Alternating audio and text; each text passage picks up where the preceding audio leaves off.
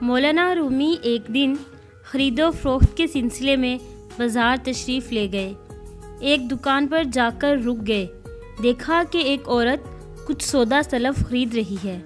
سامان خریدنے کے بعد اس عورت نے جب رقم ادا کرنا چاہی تو دکاندار نے کہا، عشق میں پیسے کہاں ہوتے ہیں، چھوڑو پیسے اور جاؤ۔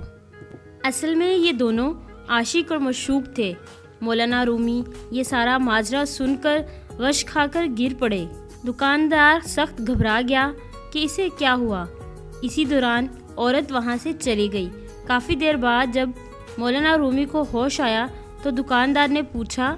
مولانا رومی نے جواب دیا، میں اس بات پر بے ہوش ہوا کہ تم اور اس عورت میں عشق کتنا مضبوط ہے کہ دونوں میں کوئی حساب کتاب ہی نہیں، جبکہ اللہ کے ساتھ میرا عشق اتنا کمزور ہے کہ میں تسبیحاں بھی گن گن کر کرتا ہوں۔